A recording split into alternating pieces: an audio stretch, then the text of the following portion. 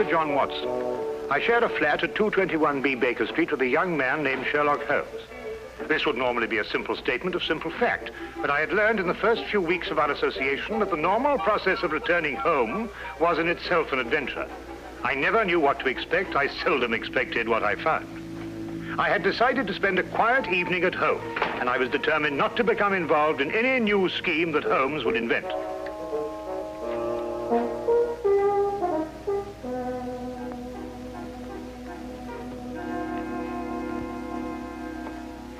Sulfate gas. Oh?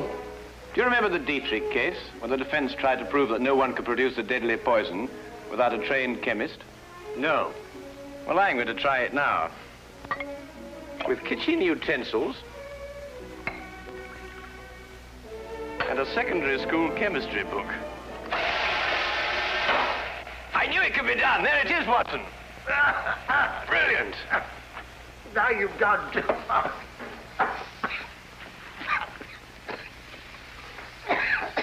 That woman was guilty as a vulture. Clever, too.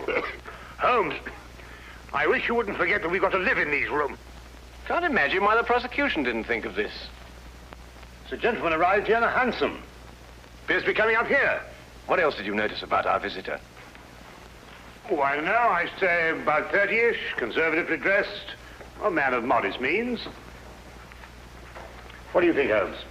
I don't know. I didn't see him. You did. Oh, yes. Yes, of course. Oh, excuse me.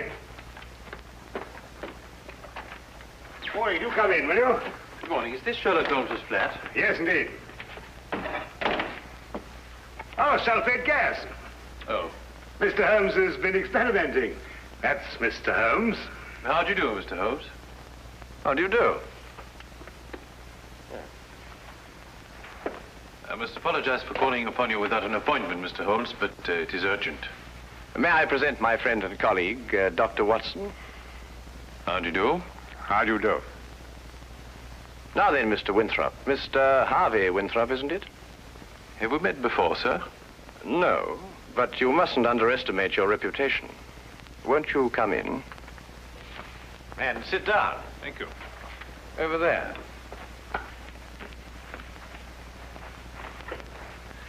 I had heard your powers of observation were remarkable, Mr. Holmes. Perhaps you also know the purpose of my visit. I can only say it's a personal matter. How do you know? It is always a personal matter when one consults me rather than the police. Of course. But my reason to see you actually concerns my elder brother, John. It is he who controls the family wealth. In the event of his death, I would be sole heir. Does his death seem imminent? Well, his life has been threatened. In what way? I noticed you didn't ask by whom. You took pains to point out that only you would benefit by your brother's death. If you knew who made the threat, you wouldn't be so concerned with your own innocence. You're right. I do not know who's making these threats. Actually, I don't even know if it is a who. I beg your pardon, sir? Well, it is possibly a what, Dr. Watson. In this case, the heritage of every old family. The family legend. What is the Winthrop legend? Every member of the family destined for a violent death finds about his person silver coins. Silver coins? Oh, you mean like those silver coins the pirates use, called pieces of 8? Exactly, Dr. Watson. Pieces of 8 as a warning, and at the time of death, a gold doubloon. Have these coins any special significance? 30 years ago, my father was killed by a fall down the stairs in the main hall of Winthrop Manor. A gold doubloon was found under his body.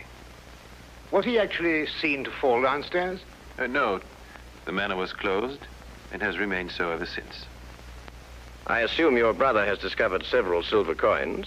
Each day for the past 7 days. I see. What has been his reaction? He has decided for the first time in 30 years to reopen Winthrop Manor. In defiance of the legend? Exactly.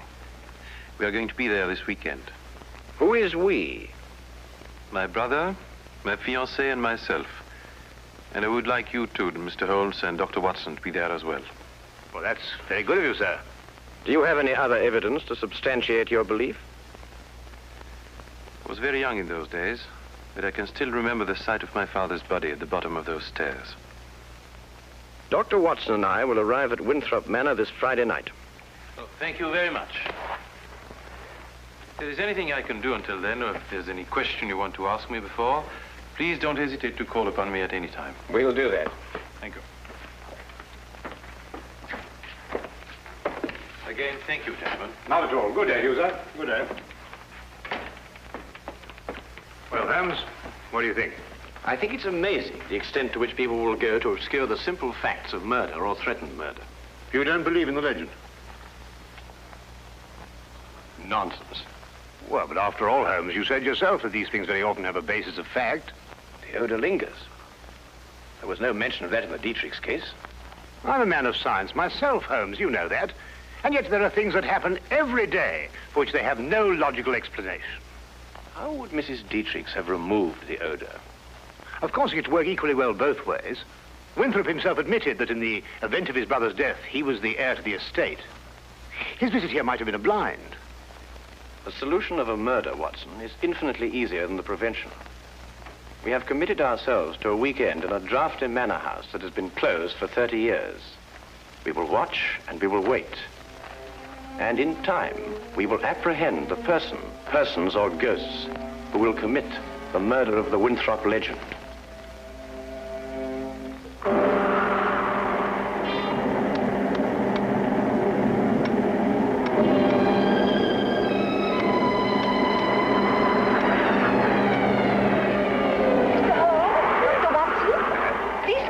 Thank you.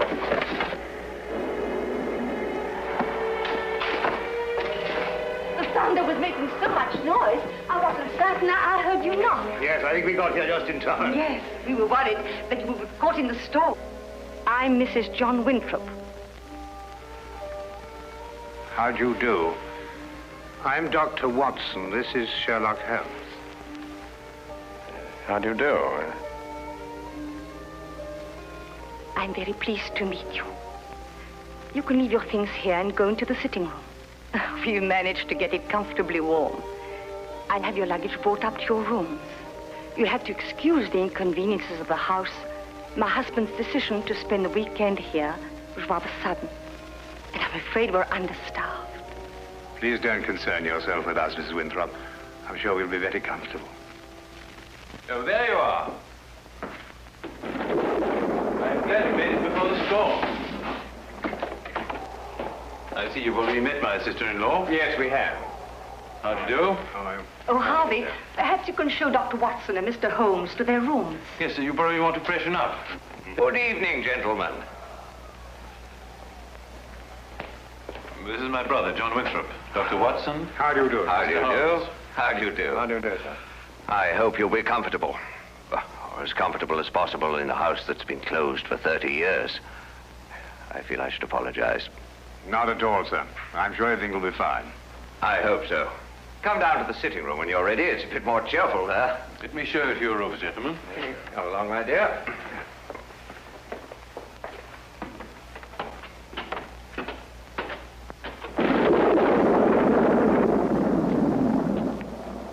You didn't mention your brother was married. Didn't I? I thought I had. Then surely she would be the heir to the estate if anything should happen to your brother. No, the estate upon his death goes to the next male member of the family. Oh, I see. How did Mrs. Winthrop lose her sight? It was a riding accident, shortly after they were married. My sister-in-law is a remarkable woman, Mr. Holmes. She took to her new way of living with cheerfulness and thoroughness. Yes, it's always encouraging to hear of such cases. And it reflects great credit on those surrounding the patient. Oh, Peg, I want you to meet, Dr. Watson. And you must be Sherlock Holmes. Harvey has told me so much about you. gentlemen, my fiancée, Miss Margaret Hall. How do you do? How do you do, Miss Hall? John and Alice are in the drawing room, darling. We'll be down shortly. All right, darling. I think we're going to have a wonderful weekend, in spite of this old house. Don't keep yourselves from us too long, gentlemen.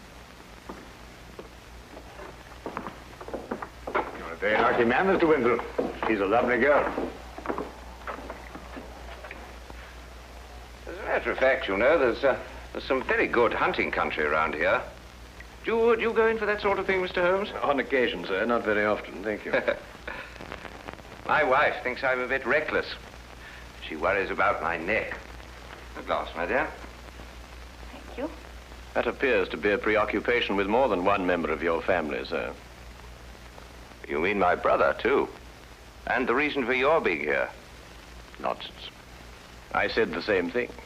And you agree with me? You, too, think it's a lot of rubbish? I don't think we're referring to the same thing, sir. I'm talking about the legend, of course. Ah, I see. May I ask, sir, what precautions you've taken against it? What would one do? How does one fight a myth? Well, what's your opinion, Mr. Holmes? Should I take this matter seriously? You are obviously taking it seriously by defying it.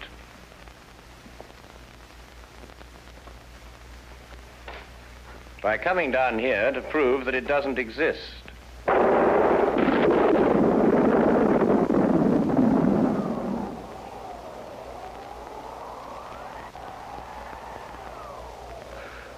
Jove, I hadn't thought of it like that. You're dead right, of course. But let me put it like this. Do you really believe the legend is dangerous? You are obviously overlooking the second conclusion, sir. If the legend is real and beyond our understanding, then your life may be being threatened by the supernatural. If we rule that out, then the threat has a very realistic source. In either case, the threat remains. I hadn't thought of it that way. But there are just the 6 of us here, Mr. Holmes. Surely if there is danger for John, it couldn't come from any of us. There are just the 6 of us now, Miss Hall.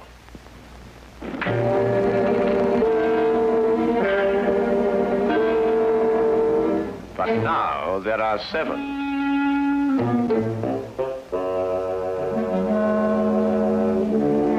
John, what is it? Nothing, my dear, nothing at all. I think we'd better go into dinner. Excellent idea.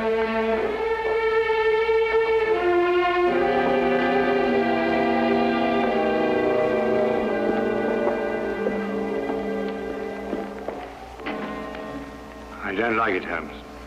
Neither do I, Watson. Neither do I.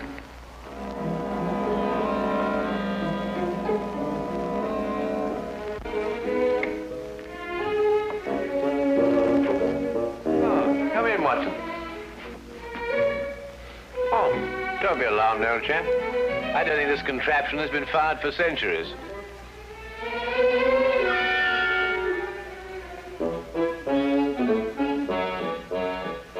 You could hardly expect me to know that from here, Holmes.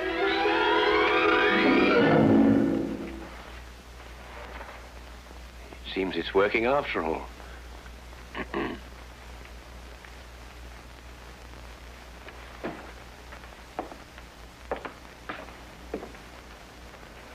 I wanted to talk to you about that dinner we just had. Oh, yes, yes. Excellent, Doc, don't you agree? Well, it was better than the conversation, or lack of conversation, I grant you. Well, quite natural under the circumstances. Everyone's suspecting things they'd rather not say. What do you make of it, Holmes? Did you realize that young Harvey Winthrop was in love with Alice before she married his brother? Holmes, you're fantastic. How did you determine that? He told me. Oh. Oh, have you got a match, Watson? Yes, I think I should have.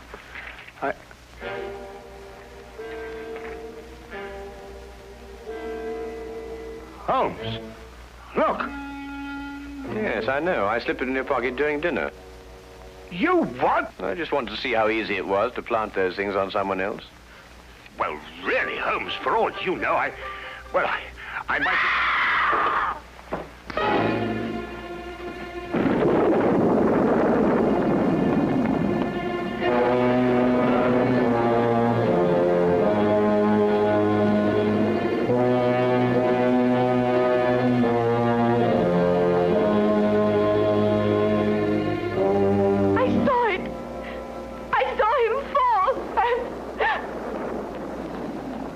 He's dead.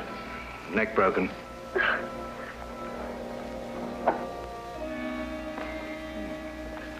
A gold doubloon. What's happened? Oh, someone tell me. What's happened?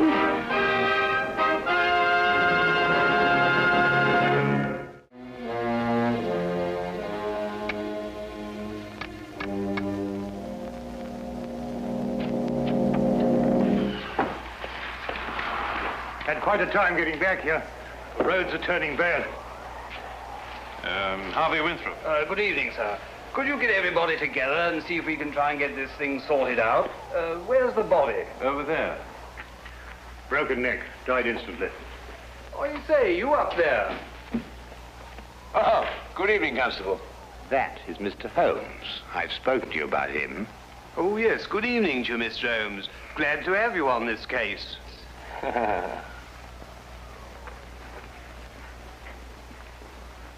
His wife. Been a terrible shock for her. Oh, Mr. Holmes, I'd like to discuss this case with you. I've got several theories. Dr. Watson was telling me coming down in the carriage. I think it would be better if she retired for a while. These will help. Thank you, Doctor. Dr. Watson summarized the legend for me on the way down, but quite frankly, Mr. Holmes, I would say we're opposed to a devilish mind here. Holmes, really? I don't know. What on earth do you think you're doing? A button. At the very least, the very least.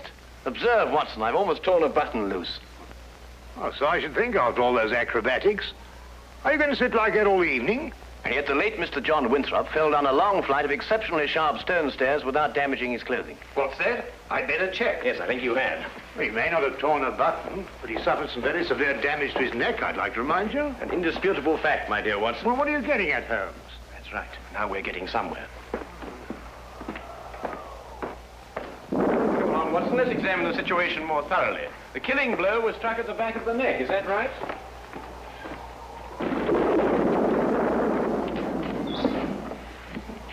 It was. He must have struck the edge of the stairs as he fell. Stone. Edge is quite sharp. Wouldn't the wound be deeper, more pronounced, Watson? Would you re-examine the injuries like a good fellow? Mm-hmm. Well, the skin's broken, but not unusually so. Still, it's difficult to know the position of the body when he fell. I agree with Mr. Holmes. Winthrop and the blind woman were at the top of the stairs when he fell. Mm-hmm. And in a position to have pushed him down. Right. You then imply that Miss Hall, being downstairs all the time, may be ruled out as a suspect. Well, I should take that as a prima facie proof of her innocence. Do you really think so, Watson? Mm-hmm. What's that? Who are you accusing, Mr. Holmes? Your fiancé. Holmes? You're insane. Not at all, I assure you.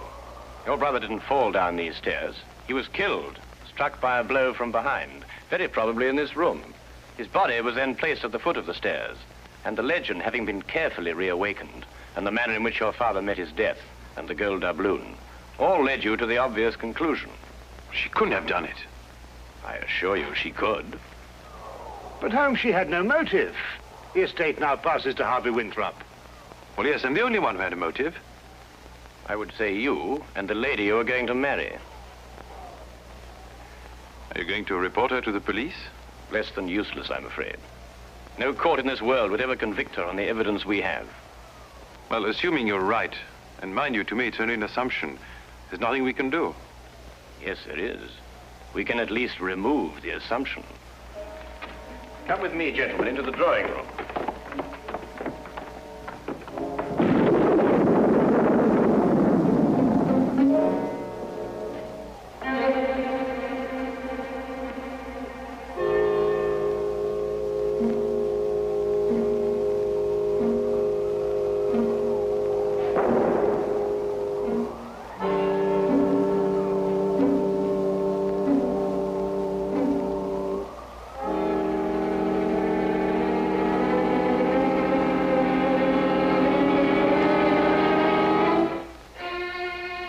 Constable, I didn't know you were there. Just looking around, routine, you know, miss. Of course. Did you want to see me? Not especially, miss. A few more things to check up on. The rest lies completely in your hands.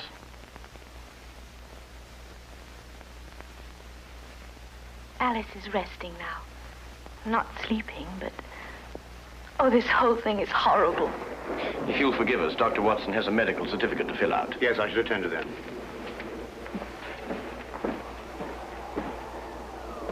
Oh, Mr. Holmes. At your service, my good constable.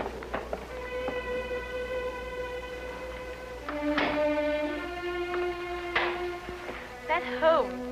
What a peculiar man. What? Oh, Holmes, yes, he is, isn't he? Peg, Yes? Well, this is difficult to say. What is, darling? In light of what's happened, I think it's best we break off our engagement. Break off? But why? Well, there's certain to be a mess in the papers about all this. Oh, you needn't worry about me, darling. Well, actually, it's Alice I'm thinking of. Alice? Yes, she'll be so terribly alone now. In a way, I feel responsible for her. You love her. You've always loved her. And now that your brother's dead, you... You mustn't think that. There's something else. What else? Why this sudden protective fatherly interest? 10 years ago, Alice and I went riding across the moors. I started a race. Her horse broke away from her, and she couldn't stop him. He took a high fence and fell. And Alice became blind. But you can't live with that for the rest of your life. It was an accident. It was unfortunate, but it shouldn't influence our relationship now. I'm afraid it does. To me. John dies, and you take Alice. That's funny. That's really ironic. Ironic? What makes you see ironic in such a situation? I don't know. I just meant nothing. Just an expression.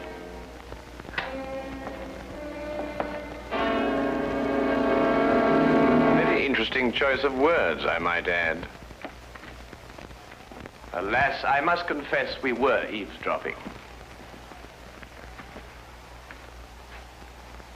Is there anything you'd like to confess, Miss Hall? What does this mean? You spoke of irony. Such a choice word. You didn't kill John Winthrop so that Harvey could share the family fortune with Alice. You'd have seen to that in time. You're insane. I couldn't have pushed John down the stairs. I was at the bottom myself. Well, you were in a perfect position to strike him with this.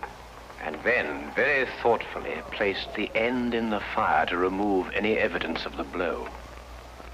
No court in the world would convict me on evidence like that. You're quite right, Miss Hall. But you know the facts. And we know the facts.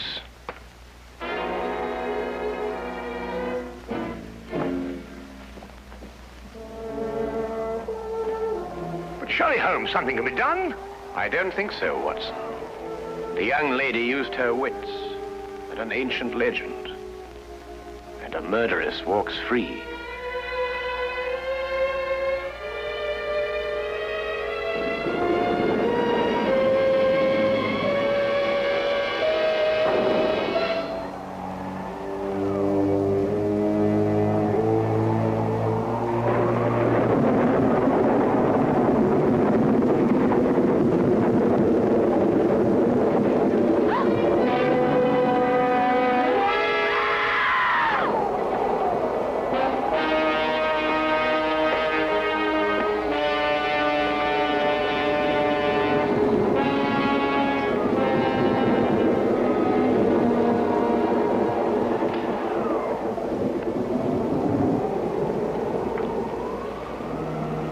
But it's a gold doubloon.